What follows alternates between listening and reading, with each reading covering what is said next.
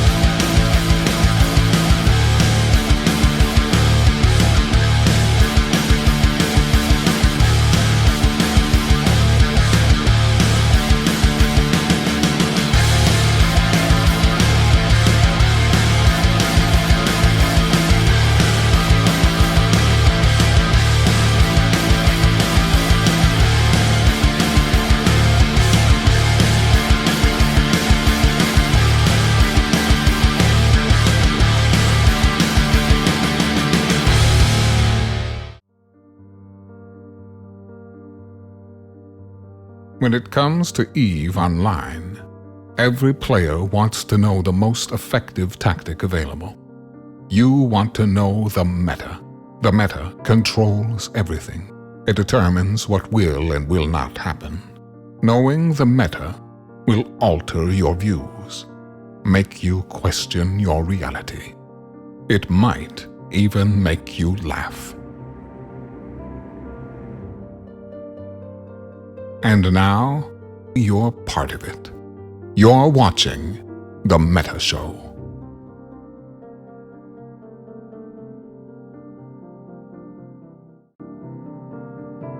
Ladies and gentlemen, welcome to The Meta Show. I'm Brisker Ball. Today is Saturday, September the 25th, 2021. We are less than 1 month. 1 month from EVE Vegas. I'm very excited.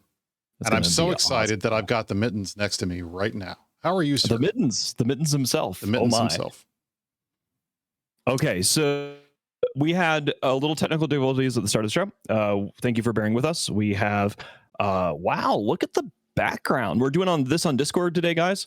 And I'm just now getting to see what's on Brisk's side of the stream. And this is funky. I have no idea where it is. And in fact, part of the mini game, I think, is that the less I say, the better.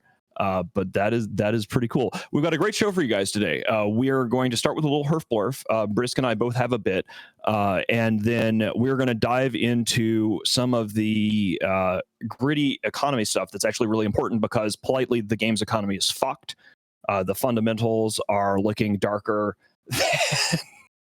Like, I found myself making Evergrande analogies in today's meetings, right? And you know, I'm not the economy guy, but when I'm groping for that as an analogy, it's bad. So we have Kazanir, he's going to be on here, and I have been given questions by intelligent people that actually understand this stuff to ask the appropriate questions of our economic experts. Yeah, I think it's going to be a lot of fun, and we also have some other action down the road, and we'll get to that. But one of the things I wanted to say before we get started here, I'm just going off the script. I'm Brisk. I'm sorry. I'm preempting things. Take your time. Going into a direction. Okay. I think that today one of the things that came up is, let me take a look at here. Check my notes. we were about an hour ago above 30,000 players connected to the video game on a Saturday. Now it's a little bit below that. We're like 29.8 right now. But I just kind of wanted to say, yay, that's cool and good, right? That's one of the reasons why we're going to be talking about fixing the EVE economy such that people can like throw spaceships at each other more effectively. But also from a shit talk perspective, just more and more evidence keeps piling up that Blackout might have been one of the most dangerous things that CCP ever did to the PCU of EVE Online, but nothing compares to the damage that was done to the health of EVE Online, quite like fucking Elf Boy, Villy, and Piggles forming the Blue Donut. Like, the more that we see the evidence of what happens after Pappy, it's people play the video game and have fun, as opposed to trying to slave away for incompetent landlord wannabes. So fuck you, Elf Boy. Fuck you, Piggles. Fuck you, Villy. Congratulations, you dumb motherfuckers. Did statistically the best job yet anybody has ever done to be a threat to EVE Online. Worse than CCP. Usually it's we got to go to the mat to try to save CCP and save EVE from themselves. But no, you guys done did it. You got a fucking gold star. No one in the history of EVE Online has done more damage to the health and welfare of the game during that period than these fucking nerds. It's nice to see this validated by the statistics. If you think we're ever going to let you dumb motherfuckers forget it, you got another thing coming. And now we're going to go to the rest of the meta show, to whatever. All right. But just, wow. And I will piggyback on what you said, because I think there was something big that happened last night. One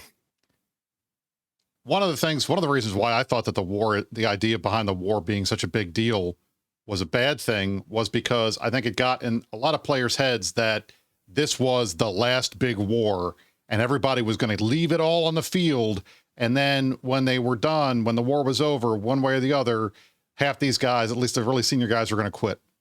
And unfortunately, at least in one case that happened last night, we saw Alpha Star Pilot, Horde's main FC, one of their big guys. He was gone for a lot of the war, but he came back at the end for a little bit. Doomheimed his character. He has gotten rid of Alpha Star Pilot. Alpha Star Pilot is no more. He was biomissed. And I thought that was a huge, huge deal. Makes me sad because Alpha Star was a great player. We knew him a lot. He was an Init member back in the day. He was around for a lot of these big fights. He was one of the best FCs that Horde has ever produced. And we're sad to see him go. But that's one of the downsides to the idea that we're going to have this one big giant war that everybody's going to quit afterwards, or there's never going to be another war like this. So why would we bother trying anymore? It's frustrating. And that happened. And I think one of the things we're seeing quite a bit right now in the game in a variety of places is a lot of frustration. And we've been seeing that consistently for a while. And I think it spilled over a little bit today, actually during the last week. And I want to talk about that. And I'm going to get on my soapbox for a minute. Go for it. We saw, and I hesitate to call it petty. I hesitate to call it manufactured outrage or manufactured drama. But I have to say, I was kind of surprised by how people reacted to some of the shenanigans that occurred during this week's GM week. As you guys all know, the Game Masters, they have a week every year. It's in September, GM week. They have a lot of fun. There's a login campaign. They run around. They do crazy stuff. They do all kinds of hijinks. There's always a scavenger hunt. There's some fleet fights, stuff like that. And they do kind of crazy stuff. It happens all the time. This year, for example, Rampage Incorporated, which is myself, Merkel Chen, and Anominate, we were streaming during the day on Wednesday. Now, this was a setup kind of thing because we knew we were going to have some GMs come and visit us. We didn't know what they were going to do, but they poofed a Titan and an Erebus into Abyssal Dead Space and tried to doomsday me. The first time someone's missed me with a doomsday in quite a long time, to be bluntly honest. Not even gonna lie. And they even planted some drugs on my Hawk, which I thought was pretty funny. So it was funny. It was a fun little thing. It was a cute little thing. Well, then there was a little bit of drama.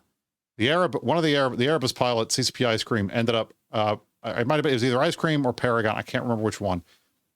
Ended up in Rocket Pass. They got hick pointed by Snuffed Out. And instead of losing the Titan to snuff, then they used their GM powers and poofed away. Now, I'm going to pull up our handy dandy little screen here to show you. This is what CCP Convict had to say about it, because I think it's important we talk about this a little bit. And let me pull up the screen. Where is it? Okay, let me find my damn left monitor button here. There it is, right there. So he said, piggybacking on this comment, the reason why they had to poof the thing out of there was because whenever they do events that involve messing around in the sandbox, they have to get approval in advance from Internal Affairs, IA, and they have to be specific about what they're going to do, and they weren't greenlit to lose a Titan in low sec. That's essentially it. So they went in there by mistake. The bus got tackled. Ice Cream had to figure out whether he wanted to lose the Titan and then explain to IA why they lost the Titan on TQ live in low sec when they weren't given permission to do that.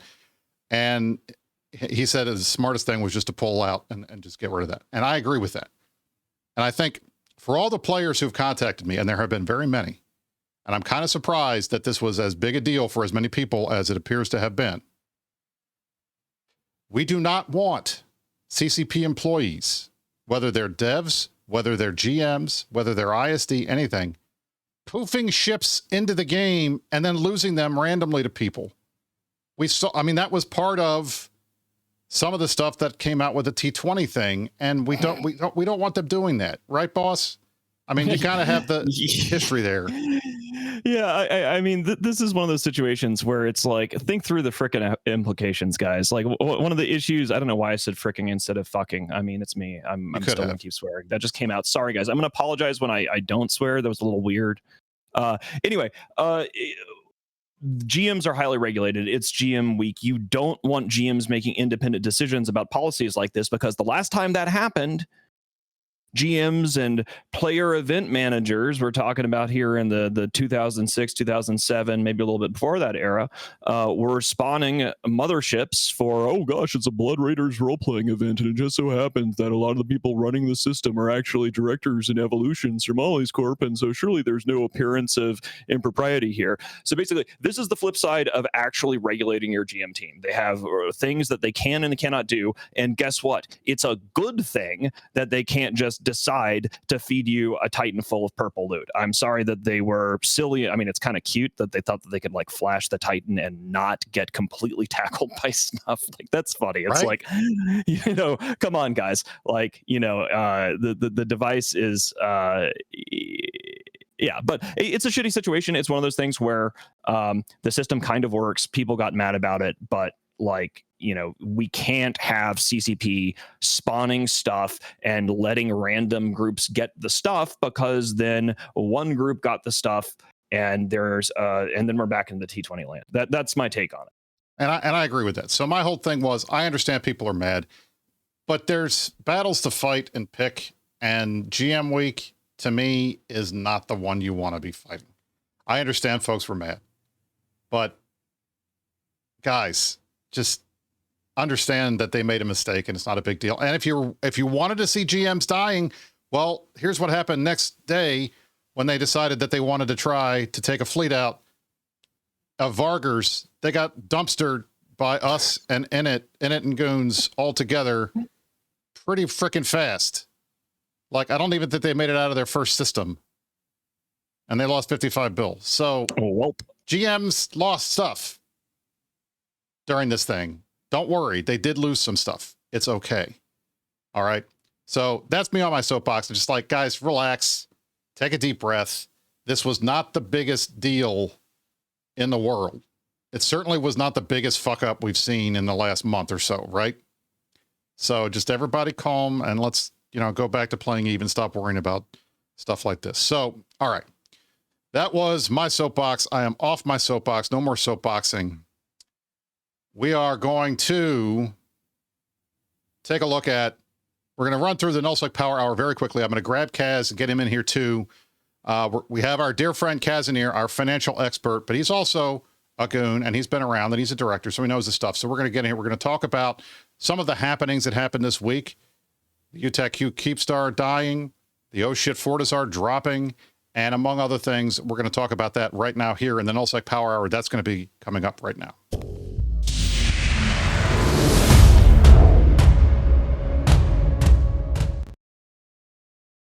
Kaz, welcome. How are you, sir? It's good to see you back on the show. Thank you for being here. Thanks. Thanks for having me.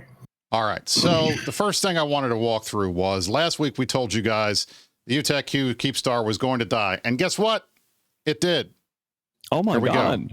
Oh my God. Is it that we did what we said we would do in a predictable diplomatic policy? I know, right? Oh my goodness. We killed something we said we were going to kill. And it was amazing. The most amazing thing about the fact that we got this Keepstar kill is this was, as far as I can recall, the only rigged Keepstar. I was just going to comment on that. I was going to say this kill mail looks a lot bigger than I'm used to on a test Keepstar. Just so weird when these guys decide like they're going to go ahead and not pull the rigs out, and we get to see it. It's fun. I think this is an Ermalin. I think that this Keepstar is significant. And also for people in the Imperium who are tuning in, I do want to touch on something. We have an op tonight. We are going to be attacking another one of these test Keepstars in Curse. And anybody, and we'll be talking about this in a second about the Satio kill. But we're going to talk a little again about our diplomatic policy, people that turn up to try to defend test. We have articulated this policy. We're going to do a little galactic deterrence theory here. I don't know if it's going to work because it's entirely possible that the puppies, being puppies, will just ignore what we say and ignore what we do and then get steamrolled. But that's fine. Here's the deal. We blew up this Fire Satio owned by Black Rose Alliance last night. And a couple things happened. But the reason why we did it, before we get into some of the things that happened there or why, is the reason why we did it is because Fire turned up to defend test assets when the Imperium was on a justice campaign, when we are looking for justice for Mother Delve.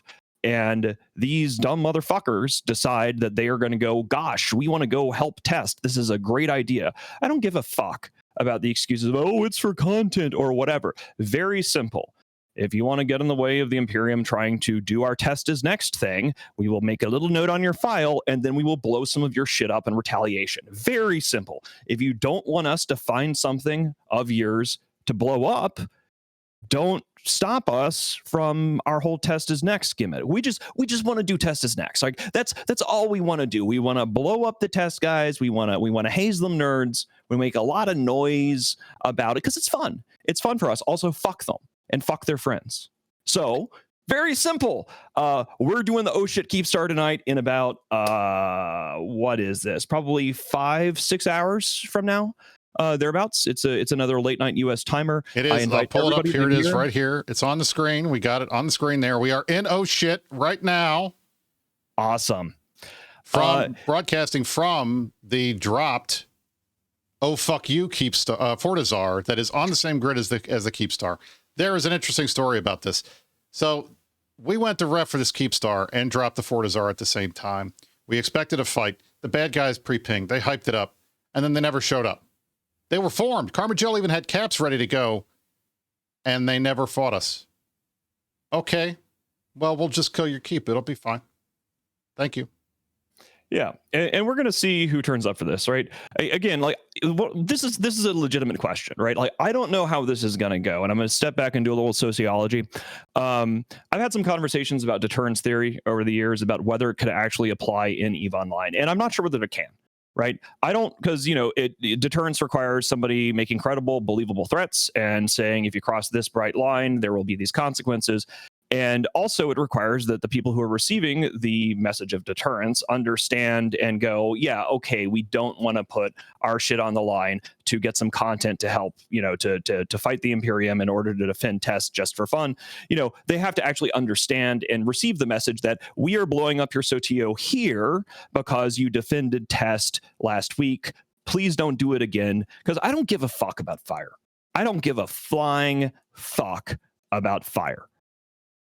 They were part of Happy.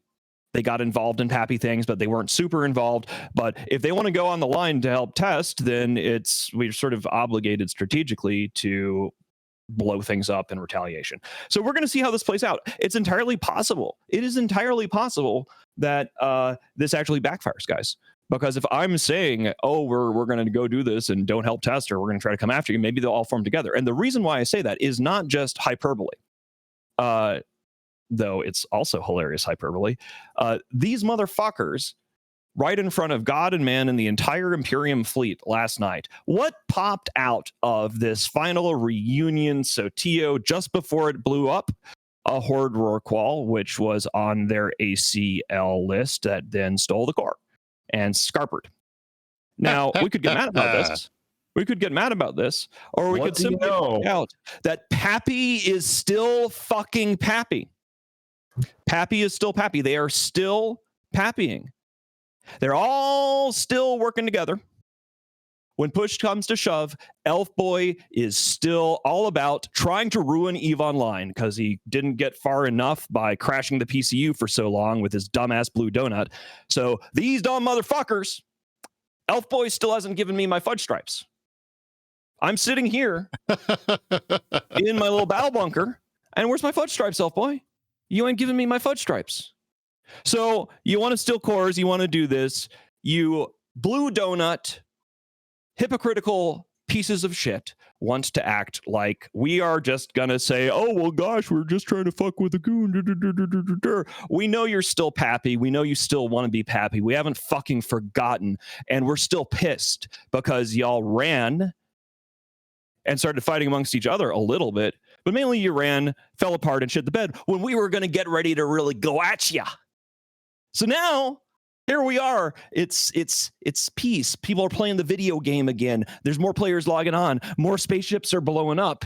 And you think we're just going to go, oh, well, it just so happened that Horde has gotten ACL access to this fire thing. That's just a complete coincidence. We know what you're fucking up to.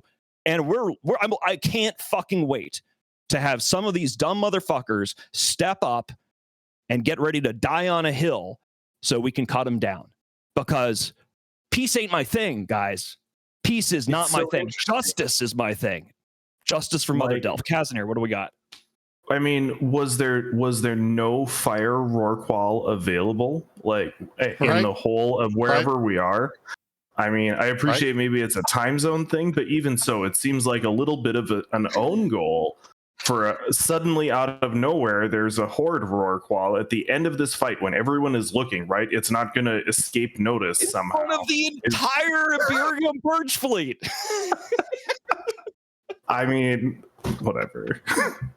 The best part is this is a weird game. The best part is, as I understand it, this whole thing was a bunch of crazy bullshit because the Black Rose guys are ostensibly in fire, but they bought all the stuff from a wrecking crew group that was about to quit the game, and then fire wouldn't show up to form to help these guys, so they decided they didn't want to be in fire anymore, and they're trying to get back into wrecking crew. It's just the whole thing is crazy. So we punished them out of their coalition, is what you're explaining. Well, that's what I think is going to end up happening. I mean, it was hilarious the drama around this thing. And that made me happy because I like drama. Drama's fun. Well, space drama space drama's fun.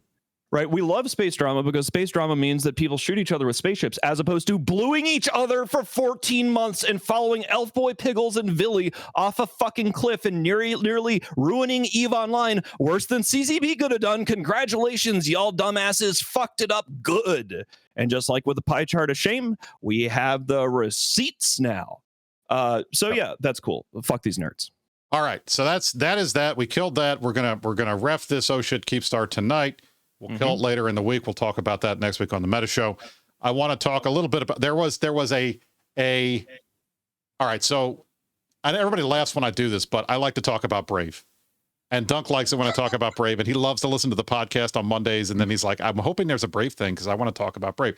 So we're going to talk about Brave for like 5 seconds just because there was a funny thing on Reddit, and I wanted to point out that Sharded has figured out, just like the test guys do, when to time their town halls, and I'll tell you that in a second. So we're going to pull this up again. I want to show you guys the screen. This was Brave to evac Gemini. Now, Dunk, if I scroll down here, Dunk says Reddit is a lie. But the leak here says from the Brave directorship, Winterco is going to help them take Declan, Pureblind, and Fade from Volta. That's going to be their new home. Winterco apparently has pulled involvement over the leak. It wasn't meant to be announced until October 15th. Brave now has nowhere to go. That's what we understand. Now, I've heard from Dunk. Dunk told us on Rampage, and he also put in here, and you can see at the bottom, it's the Reddit is a lie. Now, I know that his guys want to go somewhere. They're itching to leave. They do not want to live in Gemini. We don't know where they're going to go. But look at Sharded's town hall praying. And then I have another funny Brave story to tell you real quick. Hey there, folks. Tomorrow, this was yesterday, at 2100 Eve. 2100 Eve. What is interesting about 2100 Eve? Well, guess what? It's after the meta show. It's after the meta show. It is directly after the meta show. These guys planned their thing for directly after the meta show, which either tells me, one, all their guys are watching the meta show. Welcome, Barv.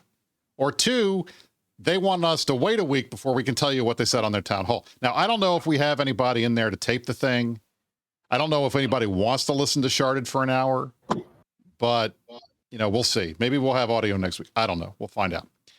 The other funny thing was about Brave was last night, Shattered brought a Retribution fleet in to whore on the Satoyo at the very end of the fight, and we killed them all, and it was glorious, and it was very funny. Did they get on the kill mill at least? I think they managed to lock the thing and get on the kill mail, but we killed everybody. I mean, Shatter was in a demo. He died almost instantly. We killed Dunk. We killed a bunch of guys. It was pretty funny. I love that for them. Anyone that gets on a test kill mail, exactly. We like that. Warms my heart. It's good. It's behavior we want to encourage, right? Like, the pappies that want to stop being pappies should be encouraged to not be a fucking pappy, right? Have you tried this whole thing? I mean, it shows that they're at least looking elsewhere, right? I think, the thought of, well, maybe FRT will be better friends than Test was, that seems completely reasonable to me, first of all. Also, I want to get on Test kill mills. That also seems totally reasonable. They really are mad. They realized, I think, when the war ended, there's been, lower level trash talk and like corps that were in Brave and now are in Test arguing and things.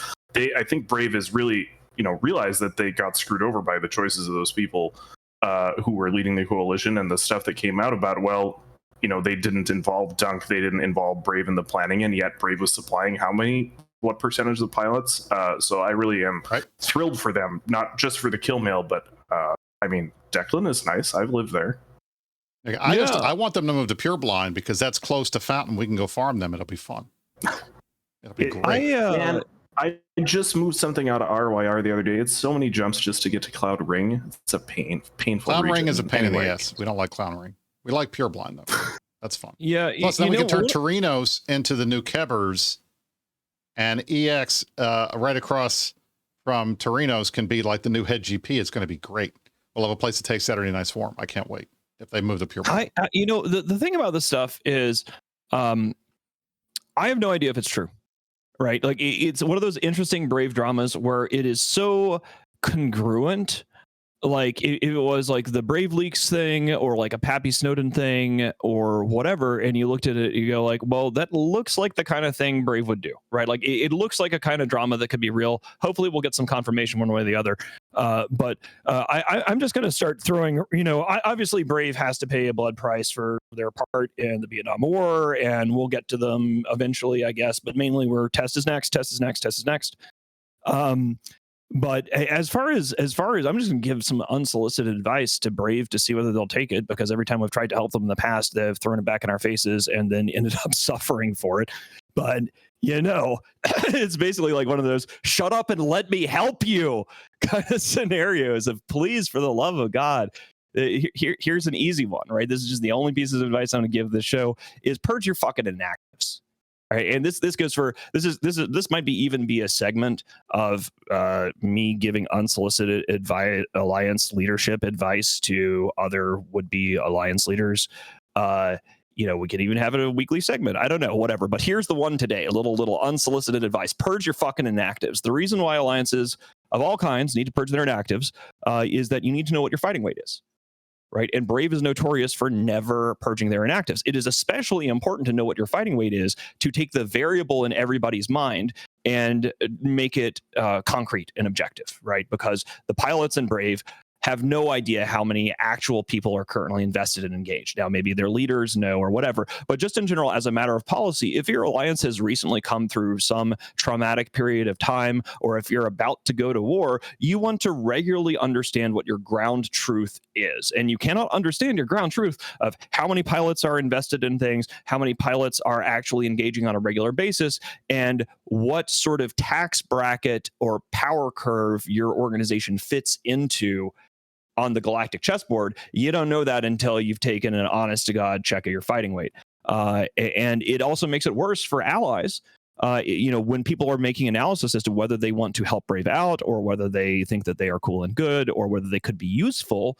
When people are offering you a couch, like when TCF, Tau Ceti Federation, offered Goonswarm a couch in Declan, after the Great Whelp of Delve, or shortly after I took over as CEO back in May of 2010, they understood that there was value down the line from offering us a couch, because we would owe them and be forever grateful, which we are, and that we would turn into something.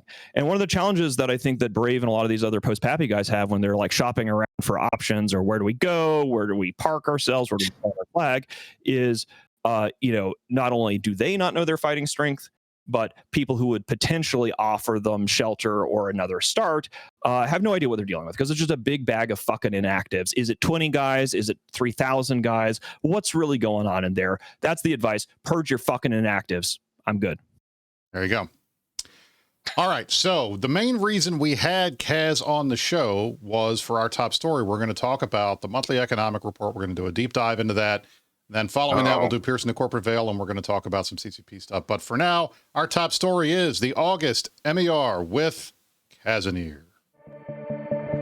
Hello. Should I just lead into this? Where do we even start? There's video first. Yes. You gotta let us do the cutscene. Let us do the cutscene. All right, let me go to the other screen. I am at being on a show like this. Oh, it's like you haven't watched it before. Come on. All right, here we go. Monthly economic report. Kaz, take it away. Yeah, this is a great one. I've been anticipating this for a while, right? Because we had the war end just a couple days into August, right? And all of a sudden, actually, Pappy started fleeing a couple days before that. So it really was like on the 1st of August. And so really a ton of this gives us some insight into what actually happened during the end of the war, how much stuff was destroyed, how much stuff left, how much stuff was imported. So it's really been entertaining. I love looking at M2 tech on that graph, but that's a distraction. So yeah, the top line here, I don't know if you want to scroll all the way down to the net export and import. I think that's probably where we should start. You can do that, sure. Which shows us essentially what's happening with both destruction and people leaving and asset safety. I thought that was really entertaining. I made some wild predictions at the start of August that the numbers would end up being higher. Yes, there we go. Top region net exports is, well, you scrolled down just too much. Conid.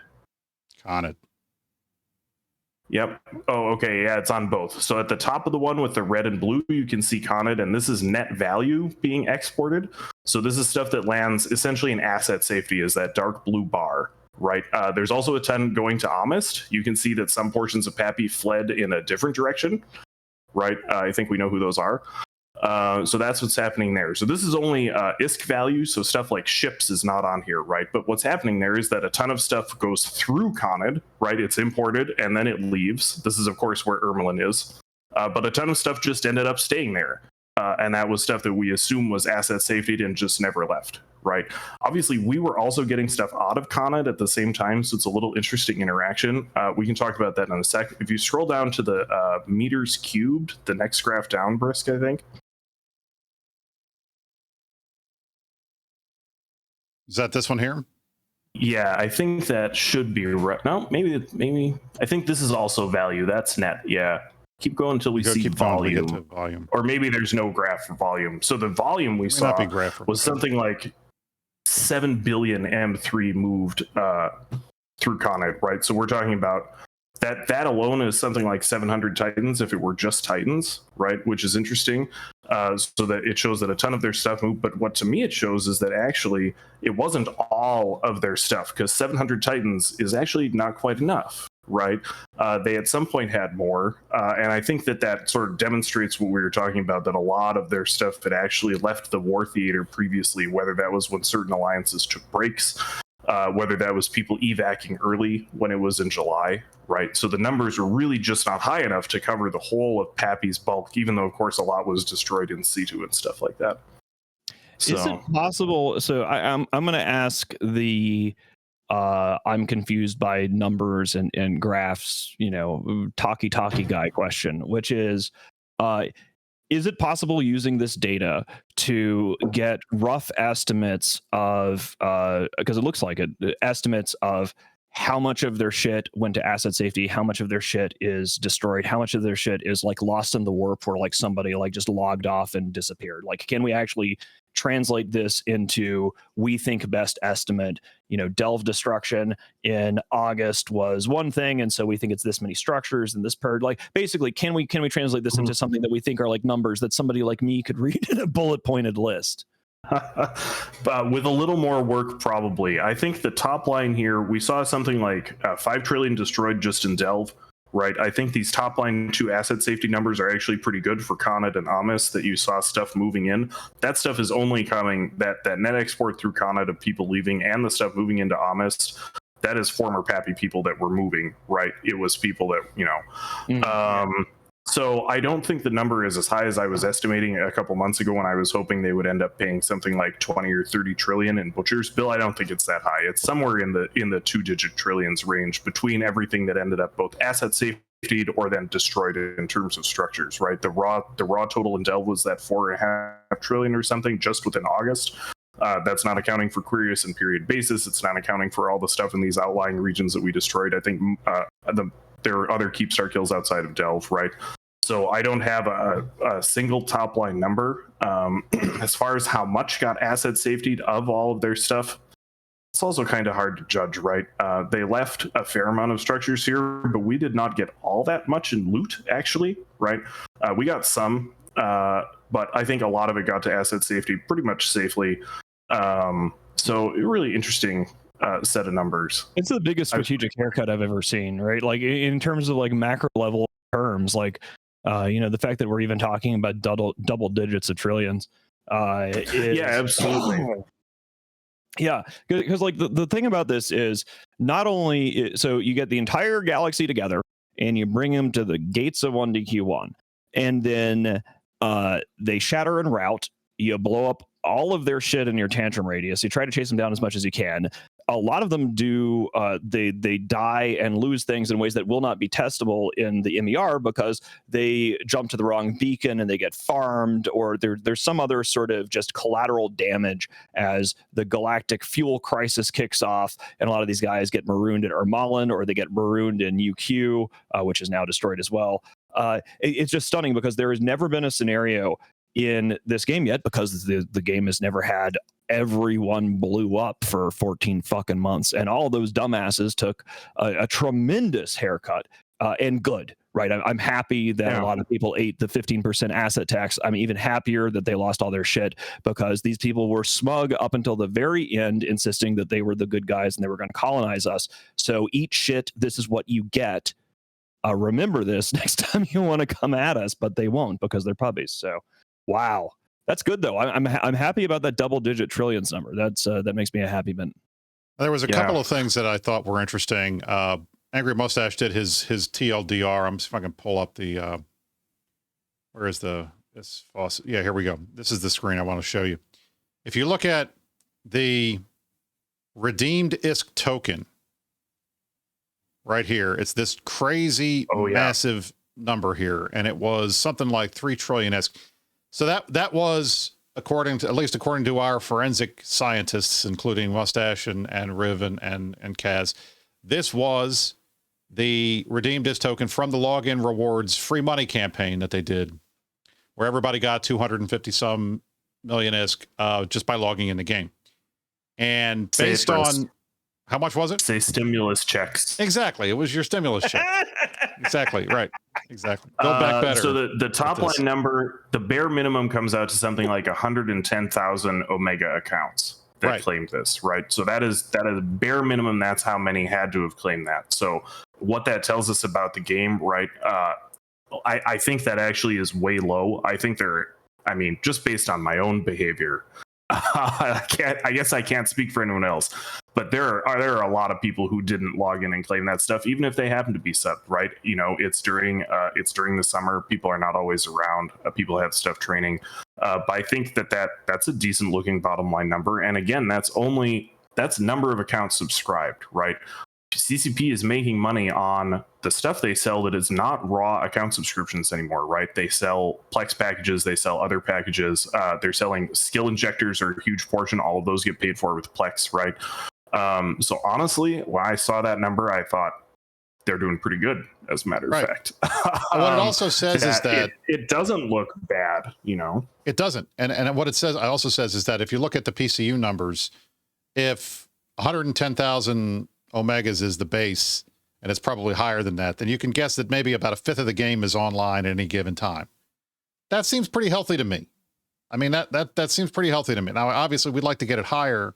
I would like to get that number of what 1/5 is higher. Obviously, we're going to talk about those numbers later in the show when we get to some of the announcements CCP made this week. But I feel like that's pretty good. And for the folks who are screaming, "Oh, Eve is dying! Oh, Eve is dying!" Well, you know what? There's at least 110,000 of you nerds out there who are willing to pay $14.95 a month to play this game with each other. So that's a good sign. That's better than most of these other online games, to be bluntly honest. You know, when you're looking at the queues in PUBG and stuff, trust me, that's not a bad time to have 110,000 people playing your game. Yeah, we honestly are kind of lucky in terms of the wider scheme of what is out there for online games and stuff. I totally agree, right? I started playing in the heyday. As a matter of fact, that story Mittens told was very meaningful to me because my corporation of ex World of Warcraft players joined the Alliance probably less than a month after we got that couch of 2-star systems. So I knew, I had read about EVE Online. I knew what Goon Swarm was. I did not realize that they had lost all their space immediately before we joined, right? And at that time, I think the numbers were something between the 200,000 or 300,000 range, right? It was much bigger, but that was also the heyday of all MMOs, right? You know, that was before the mobile revolution. It was before freemium, right? So it's just totally different universe. Exactly. And so I think I would love to see an EVE that has a much higher PC count, a much higher subscriber count, but it's a different world. And I don't think the comparison straight across actually makes a ton of sense, you know? But yeah, really interesting stuff. Really cool to see that. Now, the next thing I want to bring up, because I think it's funny, is I'm pulling up mining value by region. I want you to look at this. So Vale is pretty significant. Vale is over here. Vale was number one. Vale is Horde land. But look at what the next largest nullsec mining territory is right here. Fountain. Frank is going to be so fucking happy to see what the boys are doing in Fountain. We are building a massive mining empire in Fountain, in a territory. Look, we even beat Delve. Look where Delve is, like way the hell down here. Yeah. Delve. I love this for you, buddy. So good. I love this for you. This is great. It's good. Yeah, I read some tagline. I forget where it was. I think it was Shines that posted something. It was mine init moons, pay init taxes, and clearly people are doing both. So great job. Exactly. So there you go. Thank you all. Frank sends his regards. Please keep mining. It's very good. Was there anything else that you guys thought was? I'm just going to pull through a couple of these screens and talk a little bit about some of this stuff because the reason why we don't necessarily always go hand meta show. Bring it up fairly regularly because it's important. But one of the reasons why this one is so significant is it's the first real post-war data set, right? Because Pappy went to shit on August 3rd. And, next month we'll have our first capture of what a modern 2021 Delve time unit looks like. Yeah. So here, the total production value by region, the Forge is always number one, but look who's back as number two, Delve. Now, Delve has been pretty high because we've been producing stuff the entire time, but we're already getting back in the game. Favorite part of this MER. Right. Yeah, absolutely. And that really reflects that we were ready to go in terms of a rebuild, right? I think if you broke down that number of production value, I would wager that easily a third, if not 50% of that was people in our nationalized logistics unit building structures, right? Whether that's iHubs, upgrades, now it's bridges, actual structures, all the stuff for that. Rigs, we've set up something like a dozen economic zones for people who are doing industry within the region. That's probably not something that gets onto the show, right? So we really were ready to go ham immediately as soon as we had space to do that, and I think that that's reflected here. So I suspect that actually won't be as large in the next month because you won't have that immediate capital expenditure. We don't have to build an entire region worth of bridges. Yeah. Right. At the same time, who knows, right? Like a lot of that stuff was set up by the start of September, so maybe people will be exporting already. I don't really know. So yeah, that was a really fun number to see. So in addition, all right, so we had the ISK sinks and faucets. It looks like slowly but surely we're getting a little bit finally out of our dear scarcity phase. You can see here bounty prizes. I mean, it's still slow, but we're moving in the right direction. Bounty prizes were up to 21 trillion. That's not a lot comparatively, given everything else. Commodity market blue loot, 34 trillion there. We had corporate rewards for sanctioned incursions, 16.19 bill. The redeemed ISK token here was, let me clear the screen so you guys can see that, was about 16.5 trillion. That was also added to last month's as well. So that was a pretty significant amount of stimulus that we saw getting dumped into the game. Insurance is still one of the biggest of the sinks and faucets, because it's a sink and a faucet. But down here, you can see down here, transaction taxes are pretty low comparatively. They're only 9.5 trillion. I think the tax breaks have kind of reduced that. And we saw again for the first time in quite a while that the actual money supply starting in the game is 1,406 trillion ISK as opposed to 1,334 trillion. And we had seen during the worst parts of scarcity 2 or 3 months ago that we were actually losing ISK from the game, which is weird. You don't see that often. It's right, very rare for the beginning of the month and the end of the month to be below each other. But this is kind of back that transaction tax thing.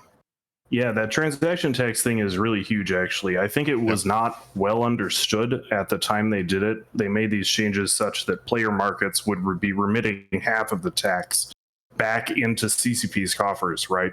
I think it was not well understood just how much ISK that takes out of the economy in general, but it also really screwed anyone who wants to use market taxes. Obviously we do, but a lot of other groups do. They're effective. Right. But it means as soon as you jack up your taxes, you're also hitting your own economy in terms of liquidity, because half of that money is just flowing right out of the economy. And that it's actually really bad. So it prevents players from making decisions that they would want to. Right. It limits the sandbox potential in saying, should I have a high tax rate or a low one? And how do I want to do this? If CCP is screwing you for 50% anytime you make that decision, I think that bottom line on that chart is actually way more impactful than people are giving credit for. Yep. Moving over to the top 6 commodity faucets over time. I'm just going to highlight this again. Look at that. Sleeper components, number 1, almost a trillion ISK. Well, a little less, maybe 3/4 of a trillion ISK a day. Wormholers are going out and getting their blue loot.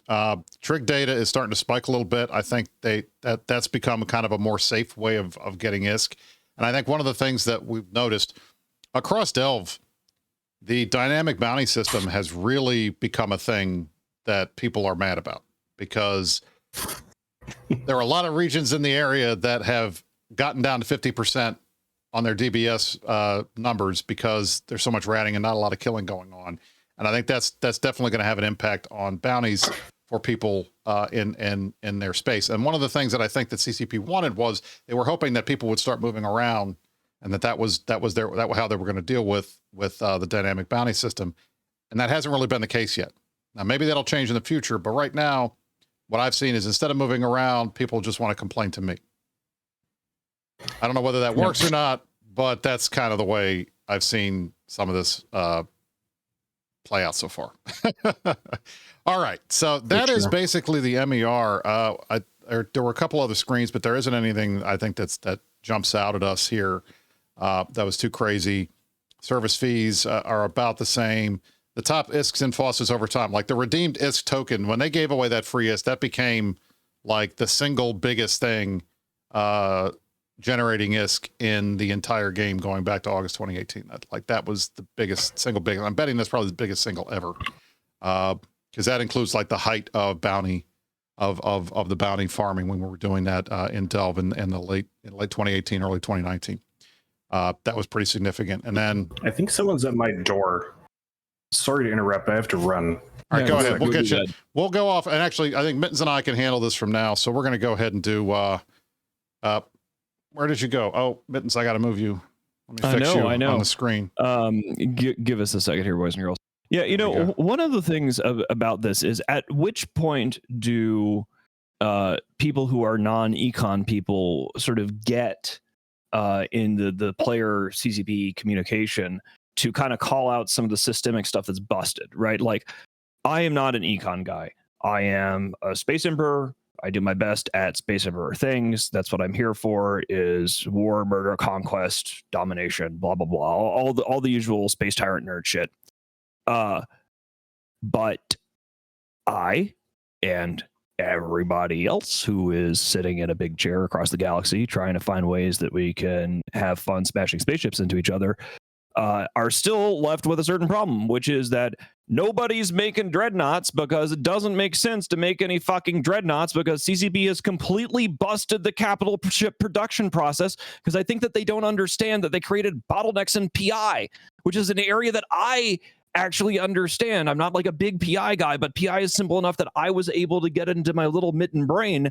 And I'm sorry, it's been months. Now, it's great that the Imperium has this huge ass capital fleet, and it's great that Snuffed Out has this huge ass dread cache, and that they can do whatever that, great, we can do stuff. But the reason why we can do stuff is because we built all this shit before, because we had to fight the entire goddamn galaxy. But, there's all of this fussing around, but the reality is that the game has been coasting off of stockpiles of capital ships for a while now. Right? Correct. That is absolutely correct. And we love fucking capital ships. We love, I don't know how, all I know is when I go into my meetings and I am like, I want capital assets with which to wreak havoc and vengeance upon those who have defiled Mother Delve. And I get shrugs. Now, we have huge stockpiles because we're the fucking Imperium. But it's getting a little weird. And I think that we kind of maybe need to, talk about the fact that for months now, more than months now, that CCP has broken one of the most fundamental pathways towards interesting combat in the game. Like, Dreads rule. Dread fights have always been like my favorite memories of actually being in client in this fucking game are Dread battles. I love me Dreads. So please fix your shit and figure out how your game's economy works so that we can build some fucking dreadnoughts and mash them together already. I don't know how you're going to do it. I don't want to know how to do it, but I know that the people that I talk to that make the things, that make the spreadsheets, everybody's got bupkis. That ain't good. Your game's busted. This is a 3.7 rotogen kind of moment you got, or is it 3.6? I forget. The game has got to be able to have capital ships that the players can throw at each other. Forget the whole super capital thing right now. I'm throwing the red flag. I'm doing it. That's it. That's me. I'm throwing the flag. There you go. That's fair. You can throw the flag. What the fuck? Do they even know? Do they even know? It's been months. Do they even realize they have broken the supply chain to produce the fucking dreadnoughts, which are the most popular ships in people who are in like mid-level and above? Like, if you're like a really engaged EVE player, like, dreadnoughts fucking rule. What the fuck? Well, and even more than that, sorry, I came back just in time for the best rant. This is the last thing on the MER, as a matter of fact, I wanted to hit. It's not just this. It's not just the mid-level thing. It's that you need dreads specifically to challenge anyone above that level. How are you going to blow up an Imperium Titan fleet if you don't have fucking dreads? This is why, I'm quoting Highwanta word for word when he says, dreads are our bread and butter in some ways, right? There's a reason for that. And there's a reason Snuff continues to invest into them any way they can during this really difficult period, right? Briss, do you still can we pull up that shot of production over 2 years that we had? Yeah, let me grab that. Or is it too late for that? No, I got it. Here we go. I don't want to hurt the stream again. Okay. So this is really interesting. If you look at the production chart over the span of 2 years, what you'll see is a very obvious spike. And that is from when the patch notes hit around Felda Street, right? It was here's the patch notes, they're released. People start making a ton of stuff, and then the patch notes come out, and all that stuff finishes. That's that second spike on the right, and then it drops off, right? But actually, if we go all the way back to before the scarcity ore changes, we see the production value of the game. You know, it's hovering around that 4 trillion a day line, right? Ore changes come in, it drops off somewhat, right? And this is also all during the war, right? So throughout the war, you're hovering just above a 3 trillion line, and then there's this big spike, and then after it declines, and it has not recovered, right? In 2021, now we're down at a line, and this is a per day line. Okay, so what that means is if you're dropping off from a 3 trillion number to say a 2.5 trillion number, that is 15 trillion ISK of production that is missing every month. Okay.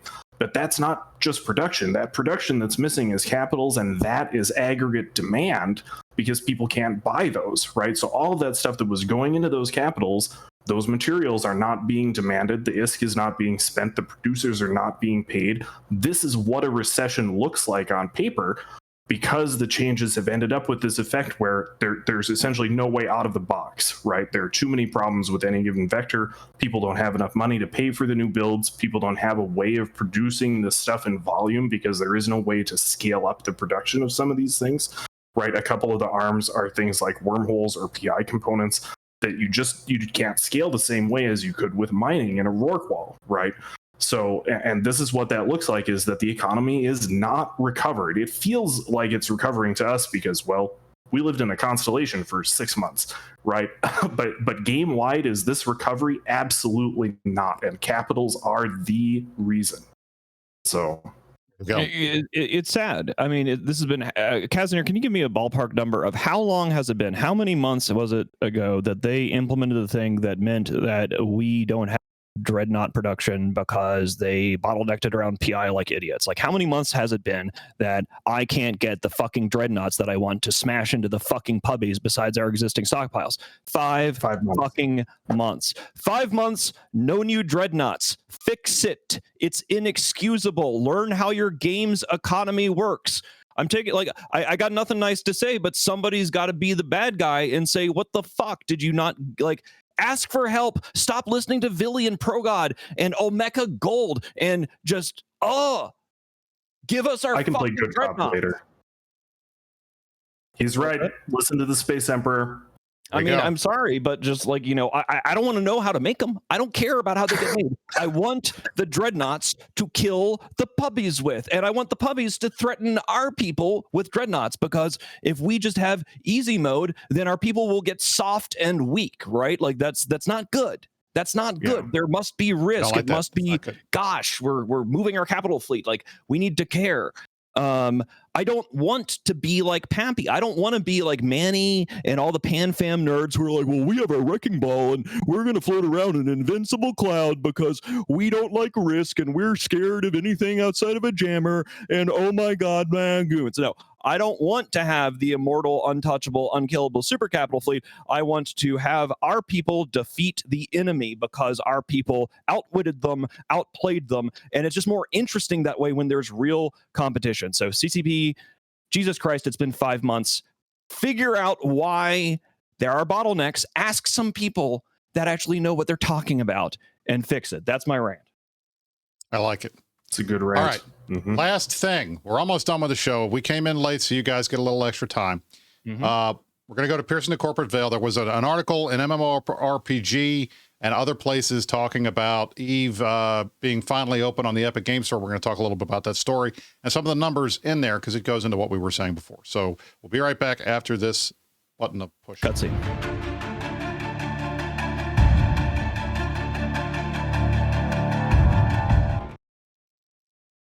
All right, so massively multiplayer. ORPG is one of the websites that covers all MMOs. It's pretty good. We watch it a lot. We read it a lot. Joe Bradford wrote this article. This is basically EVE Online is now live on the Epic Game Store, reveals over 24 million lifetime pilots have taken flight in New Eden. Over 91 million ships destroyed since 2007. So CCP gave them a couple of stats. Now, we had a big debate during our production meeting about what these numbers actually mean, because everyone knows there are lies, there are damn lies, and then there are statistics. And I think a lot of people were concerned about, what does this mean? How does this mean? And is this actually what it does? Does it actually mean what it's? Are we talking 24 million people have tried Eve? Is it how many accounts were made? Are these all alts? What is it? So I reached out to CCP. I had a good conversation with CCP Goodfella, CCP Spider. They provided me with some updated numbers that put these in perspective. Okay. And I think, frankly, the numbers that they gave us are pretty good. And I wish they had given them to MMORPG with the article.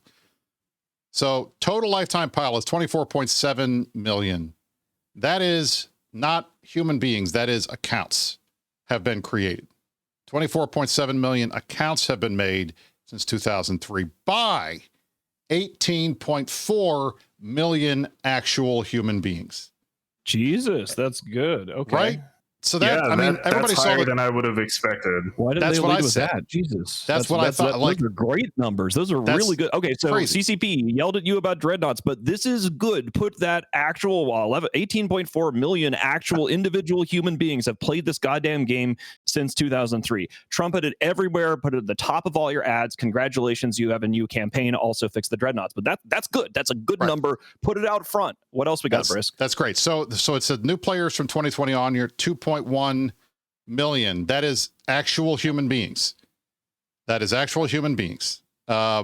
Basically, my understanding is 1.3 million people tried Eve in 2020. And that means they downloaded the client and logged into the game. And of that, and then you add in the rest of 2020 and this so far in 2021, we're on pace for, probably close to 2.5 million people in the last 2 years have tried the game. Now, what is the inevitable thing you guys are all going to say? Well, where the hell are they? Where did they go? Well, there's only 30,000 people PCU. Where did these guys go? Right. But, and that goes to, and I think that's a fair question, but I also think it goes to the reason why we keep seeing CCP spending so much time over the first month of gameplay, whether it's the tutorial, whether it's the entire NPE, whether it's, all the stuff that you have to learn, the skill queues. We've seen as part of the gateway quadrant, I've seen a lot of new people trying Eve, streamers trying Eve for the first time. And you get to watch, it's fun to watch the big streamers who play these games all the time, try Eve out and see where they're stumbling. And a lot of the places they're stumbling are places that everybody stumbles. But the most important thing is, how do they solve all of these? How do they figure out how to play the game? They talk to people in chat.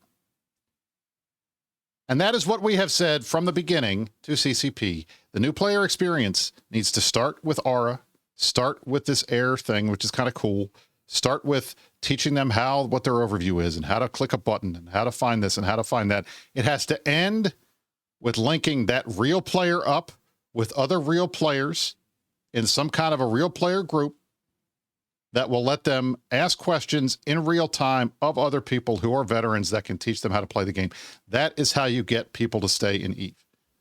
And when CCP finally figures that out, fixes the corp finder, fixes that pathway to get people out of the newbie corps and HiSec and into the various different groups, whether it's Silent Coalition if you want to stay in HiSec, whether it's Karma Fleet University if you want to stay in HiSec, whether it's Braves Dojo, whether it's Horde's group, whether it's Horde itself, Karma Fleet, any of the new bro corporations that are all around New Eden.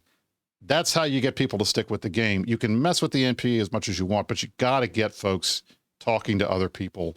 It's the massively multiplayer part of this whole thing, and that's what I think keeps people around. I play because I want to hang with my friends. There's nothing so inherently fun and exciting about the gameplay in EVE Online that I've been playing this thing for 15 years is because the people that I'm with now keep me invested. And I'm sure that's the case for you guys as well. So wanted to make sure we got those answers out, the answers to these questions. It's a good article. I suggest you check it out. Talks a little bit about EVE history and I was pleasantly surprised to see them finally covering this. And hey, it's nice to have Eve in the Epic store, because every time they add Eve to one of these new stores, whether it's Steam or Epic or anything like that, you get a new influx of players that for some reason see it there for the first time and decide they're going to try it out. Yeah, like just to you know, again, we're going to run a little bit over today. It's all good.